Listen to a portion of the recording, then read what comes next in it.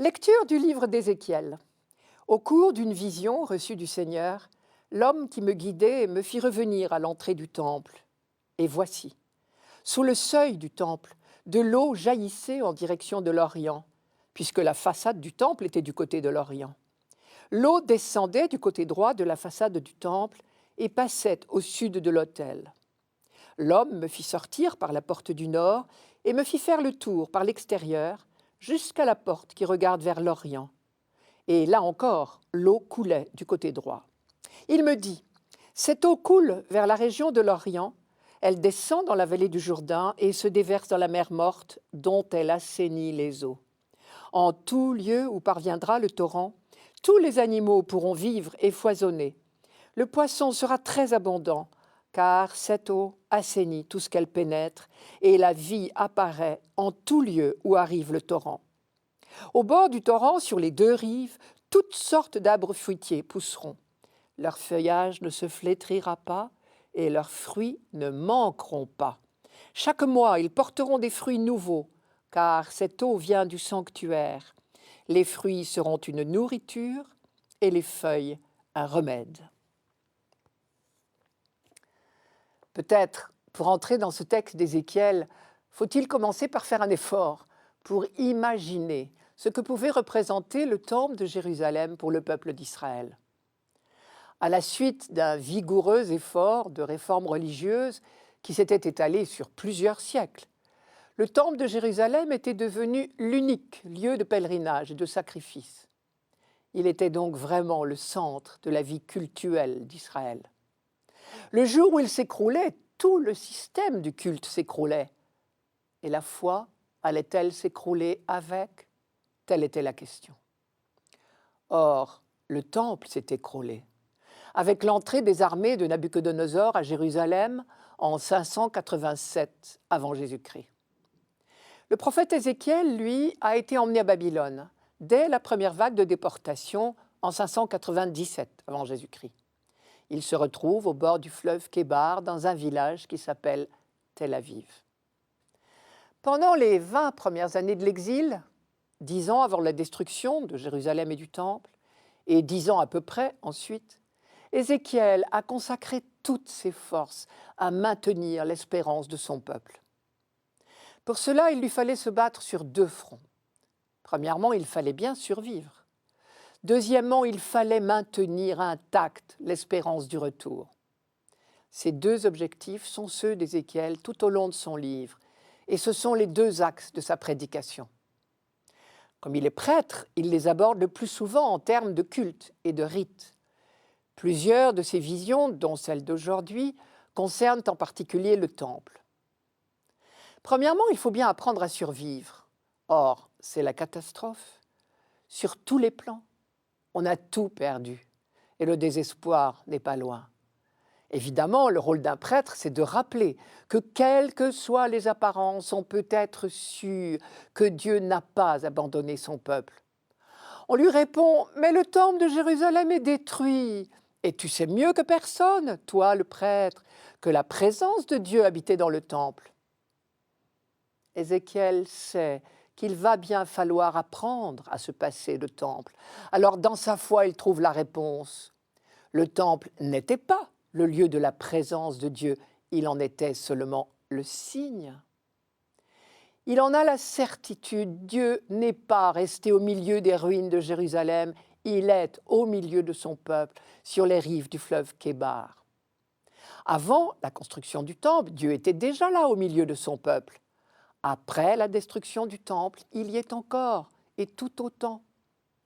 Si bien que, une fois de plus, au milieu même de son malheur, Israël a approfondi sa foi.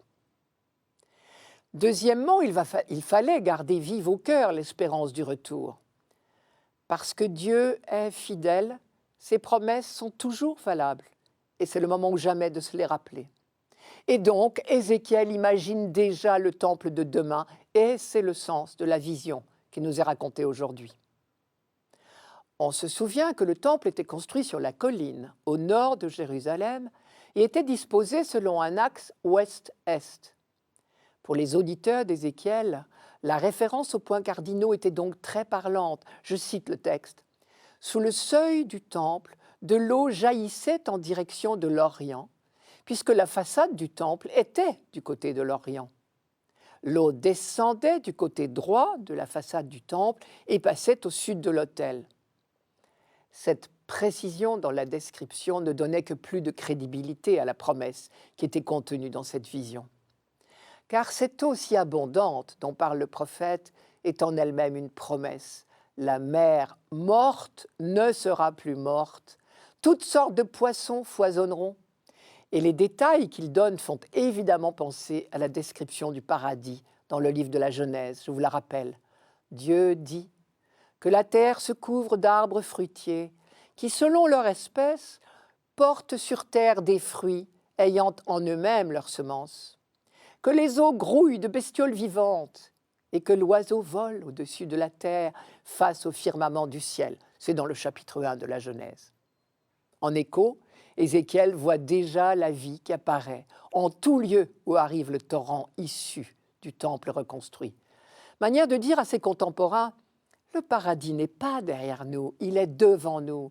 Tous nos rêves d'abondance, d'harmonie seront comblés, car Dieu ne nous a pas abandonnés, ses largesses ne sont pas épuisées.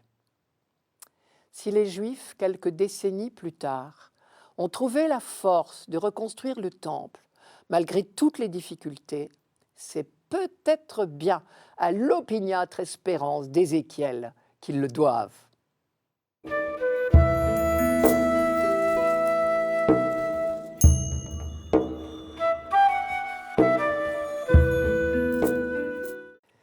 Psaume 45.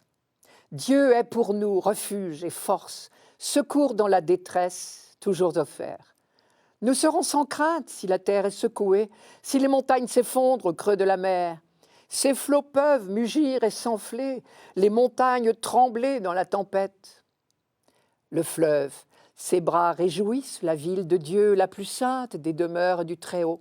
Dieu s'y tient, elle est inébranlable. Quand renaît le matin, Dieu la secourt. Des peuples mugissent, des règnes s'effondrent. Quand sa voix retentit, la terre se défait. Il est avec nous, le Seigneur de l'univers, citadelle pour nous, le Dieu de Jacob. Venez et voyez les actes du Seigneur, comme il couvre de ruines la terre. Il détruit la guerre jusqu'au bout du monde. Il casse les arcs, brise les lances, incendie les chars. Arrêtez, sachez que je suis Dieu. Je domine les nations, je domine la terre. Il est avec nous, le Seigneur de l'univers, citadelle pour nous, le Dieu de Jacob. La liturgie prévue pour cette fête de la dédicace ne nous propose qu'un découpage du psaume 45. Mais je me suis permis de vous le lire en entier, car c'est, me semble-t-il, une condition indispensable pour comprendre de quoi il s'agit. Il se présente comme un cantique de 3 strophes coupées par 2 refrains. Je vous dis le refrain. Il est avec nous, le Seigneur de l'univers, citadelle pour nous, le Dieu de Jacob. Des 3 strophes, la première dit la maîtrise de Dieu sur les éléments cosmiques, la terre, la mer, les montagnes. La seconde parle de Jérusalem, sans la nommer, mais dit la ville de Dieu, la plus sainte des demeures du Très-Haut. Quant à la 3e strophe, elle dit la maîtrise de Dieu sur les nations, ce qui en langage biblique veut dire tous les autres peuples sur toute la terre. Je vous la rappelle, je domine les nations, je domine la terre. Quant au refrain, il sonne comme un cri de victoire, presque un cri de guerre. Il est avec nous, le Seigneur de l'univers, citadelle pour nous, le Dieu de Jacob. D'autant plus que le nom donné à Dieu ici, qui a été traduit par Dieu de l'univers, est en réalité en hébreu le Seigneur Sabaoth, qui veut dire Dieu des armées. Au début de l'histoire biblique, c'était certainement un titre guerrier. On attendait de Dieu qu'il prenne la tête de nos armées. Et l'Arche d'Alliance, qui symbolisait la présence de Dieu au milieu des tribus d'Israël, était portée en avant des armées sur les champs de bataille. Maintenant, certains préfèrent lire le nom Sabaoth, qui veut dire armée, au sens des armées du ciel. Et c'est pour cela qu'actuellement, on traduit Dieu Sabaoth par Dieu de l'univers. Je reviens sur la deuxième strophe, celle du milieu, car elle est un peu surprenante. Je la rappelle, le fleuve, ses bras réjouissent la ville de Dieu, la plus sainte des demeures du Très-Haut. Dieu s'y tient, elle est inébranlable. Quand renaît le matin, Dieu la secourt. Manifestement, il s'agit de Jérusalem.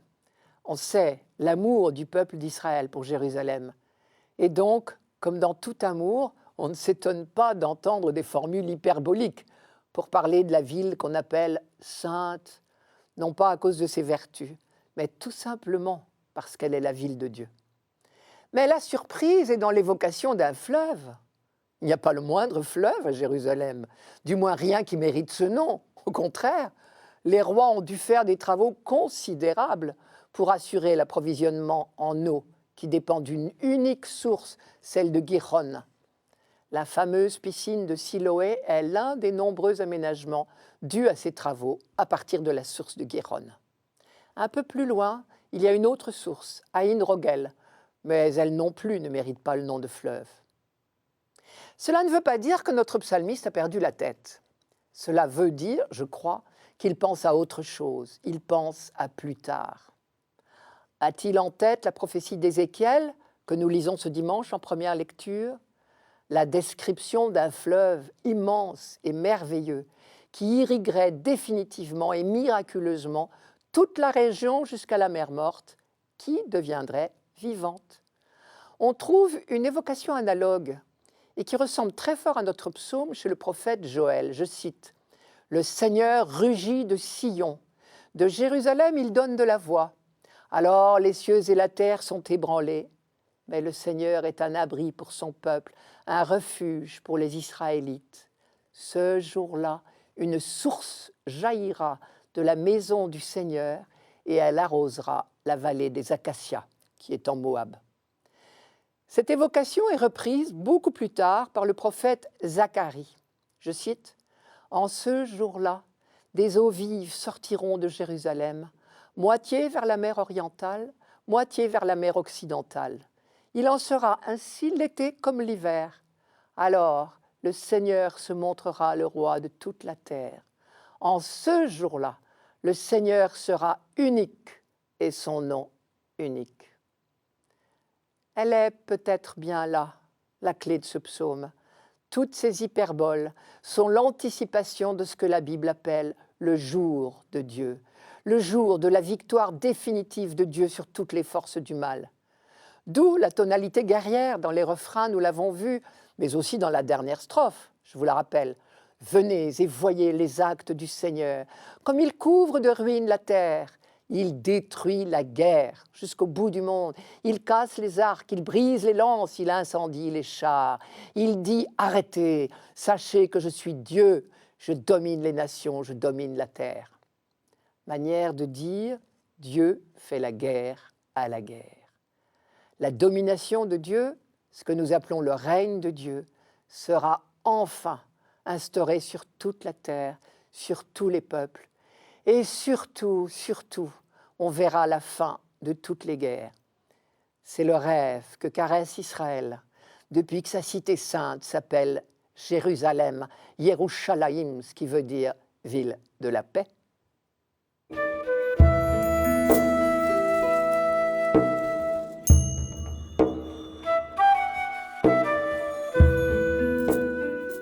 Lecture de la première lettre de l'apôtre Paul aux Corinthiens. Frères, vous êtes la maison que Dieu construit. Comme un bon architecte, avec la grâce que Dieu m'a donnée, j'ai posé les fondations. D'autres poursuivent la construction. Mais que chacun prenne garde à la façon dont il construit. Les fondations, personne ne peut en poser d'autres que celles qui existent déjà. Ces fondations, c'est Jésus-Christ. N'oubliez pas que vous êtes le temple de Dieu et que l'Esprit de Dieu habite en vous. Si quelqu'un détruit le temple de Dieu, Dieu le détruira, car le temple de Dieu est sacré et ce temple, c'est vous. Les croyants de l'Ancien Testament appelaient de tous leurs vœux le jour béni où Dieu serait pour toujours au milieu de son peuple et instaurerait son règne de paix et de justice. Mais personne n'avait pu imaginer jusqu'où irait cette présence de Dieu, jusqu'à venir homme parmi les hommes. D'où l'émerveillement des auteurs du Nouveau Testament. Jean, par exemple, qui dit « Et il a habité parmi nous, et nous avons vu sa gloire », c'est-à-dire sa présence. C'est dans le prologue de Jean.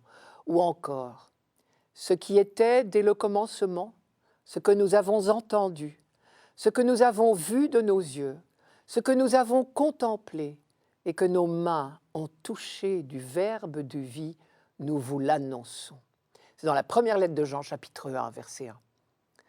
Saint Paul fait partie de ceux qui relisent inlassablement l'Ancien Testament pour y découvrir comment ce mystère de l'incarnation y est enraciné. Pour lui, il est évident que Jésus est celui vers qui tout convergeait dès l'origine. Pour lui, Jésus-Christ est vraiment, et depuis toujours, le centre du projet de Dieu. Ce projet que, je cite, « Dieu avait d'avance arrêté en lui-même », comme il le décrit dans la lettre aux Éphésiens. Dieu a longuement, patiemment préparé son peuple. Et quand les temps furent accomplis, il a mis à exécution son projet. Le signe de sa présence au milieu de son peuple n'a plus été un lieu, Jérusalem, et une construction de bois doré ou de pierre, le temple, mais un homme, Jésus de Nazareth.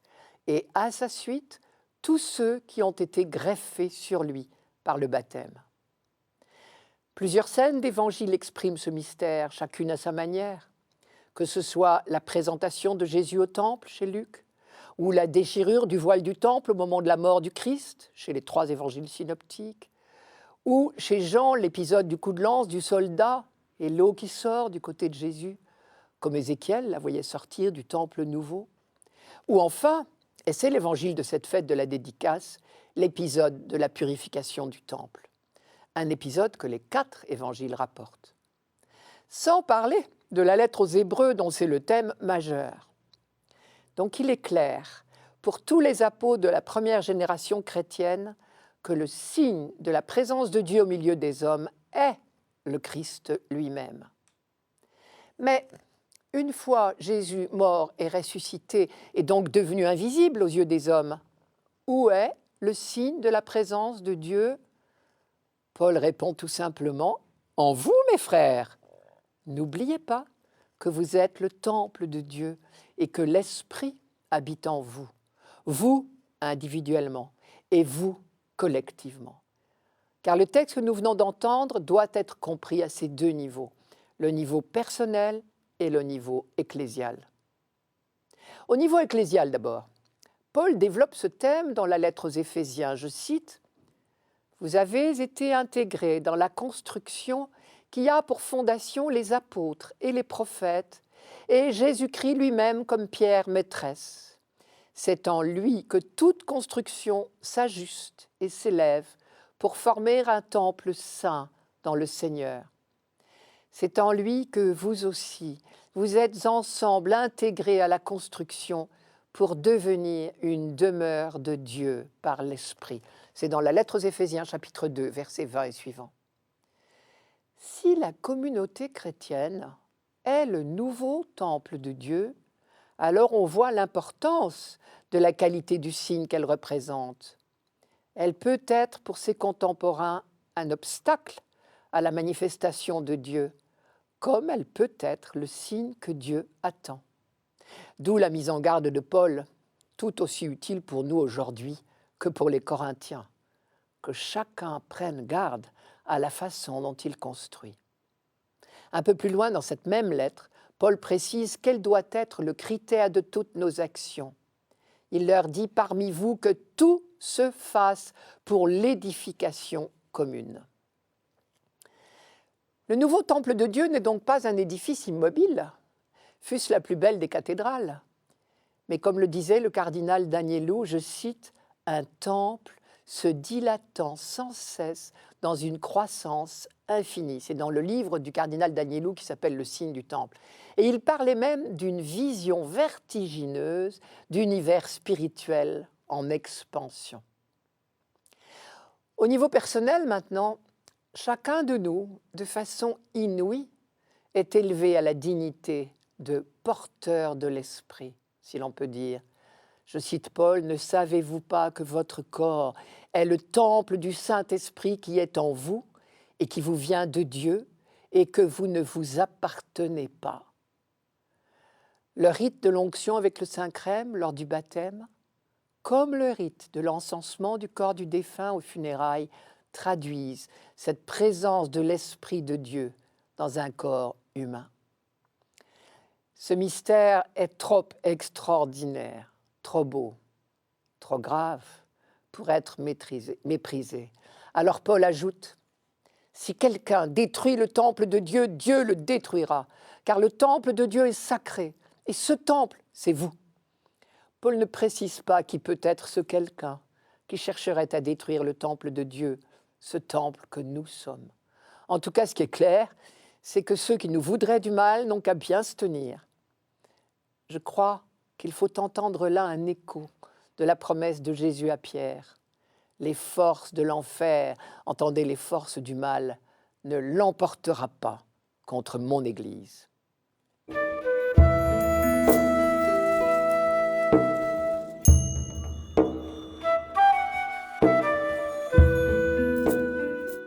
Évangile de Jésus-Christ selon saint Jean. Comme la Pâque des Juifs approchait, Jésus monta à Jérusalem. Il trouva installés dans le temple les marchands de bœufs, de brebis et de colombes, et les changeurs. Il fit un fouet avec des cordes, et les chassa tous du temple, ainsi que leurs brebis et leurs bœufs. Il jeta par terre la monnaie des changeurs, renversa leur comptoir, et dit aux marchands de colombes, « Enlevez cela d'ici, ne faites pas de la maison de mon Père une maison de trafic. » Ses disciples se rappelèrent cette parole de l'Écriture, « L'amour de ta maison fera mon tourment. » Les Juifs l'interpellèrent, « Quel signe peux-tu nous donner pour justifier ce que tu fais là ?» Jésus leur répondit, « Détruisez ce temple, et en 3 jours, je le relèverai. » Les Juifs lui répliquèrent, « Il a fallu 46 ans pour bâtir ce temple, et toi, en 3 jours, tu le relèverais ?» Mais le temple dont il parlait, c'était son corps. Aussi, quand il ressuscita d'entre les morts, ses disciples se rappelèrent qu'il avait dit cela. Ils crurent aux prophéties de l'Écriture et à la parole que Jésus avait dite. Transportons-nous à Jérusalem au temps de Jésus. Qu'il y ait des marchands de bestiaux et des changeurs de monnaie dans les environs du temple, c'était bien normal et même indispensable. Quand on vient en pèlerinage à Jérusalem, parfois de très loin, on s'attend bien à trouver sur place des bêtes à acheter pour les offrir en sacrifice. Quant aux changeurs de monnaie, on en a besoin aussi. On est sous occupation romaine et les pièces utilisées en ville sont frappées à l'effigie de l'empereur, mais du coup, elles sont interdites au temple. Donc, en arrivant au temple, on change ce qu'il faut de monnaie romaine contre de la monnaie juive. Mais ce qui choque Jésus, c'est qu'au lieu de rester à l'extérieur, peu à peu, les marchands s'étaient rapprochés du temple au point de s'installer carrément sur l'esplanade dans la première cour. J'ai trouvé cette explication dans les commentaires d'André Chouraki. Aux yeux de Jésus, donc, on est en train de transformer insidieusement ce lieu de prière et d'étude des Écritures en maison de trafic, comme il dit, d'où sa colère, car on ne peut pas avoir 2 maîtres, Dieu et l'argent. Il réagit exactement comme les prophètes. Le reproche qu'il fait aux vendeurs, « Ne faites pas de la maison de mon Père une maison de trafic », rappelle une phrase de Jérémie, qui, un jour de colère également, avait lancé « Cette maison sur laquelle mon nom a été proclamé, la prenez-vous donc pour une caverne de bandits ?» Jérémie chapitre 7, verset 11. Et le prophète Zacharie avait annoncé « Il n'y aura plus de marchands dans la maison du Seigneur le Tout-Puissant en ce jour-là », sous-entendu le jour de la venue du Messie. C'est dans le livre de Zacharie au chapitre 14. Face à Jésus, on réagit de 2 manières différentes. D'un côté, il y a ses disciples. De l'autre, ceux que Jean appelle les Juifs. En réalité, Juifs, ils le sont tous. Mais dans le langage de Jean, cela veut presque toujours dire des opposants. Ses disciples, ceux qui le connaissent déjà, qui ont assisté au miracle de Cana, qui ont commencé à croire en lui, se souviennent du psaume 68-69 qui disait « Le zèle de ta maison m'a dévoré ». C'est la plainte d'un croyant qui est persécuté à cause de sa foi. Je cite un peu le psaume. « Dieu d'Israël, c'est à cause de toi que je supporte l'insulte, que le déshonneur couvre mon visage et que je suis un étranger pour mes frères, un inconnu pour les fils de ma mère. Oui, le zèle pour ta maison m'a dévoré. Ils t'insultent et leurs insultes retombent sur moi. » Vous avez entendu, le psaume parle au passé. Le zèle pour ta maison m'a dévoré. Alors que Jean reprend cette phrase au futur, le zèle de ta maison me dévorera.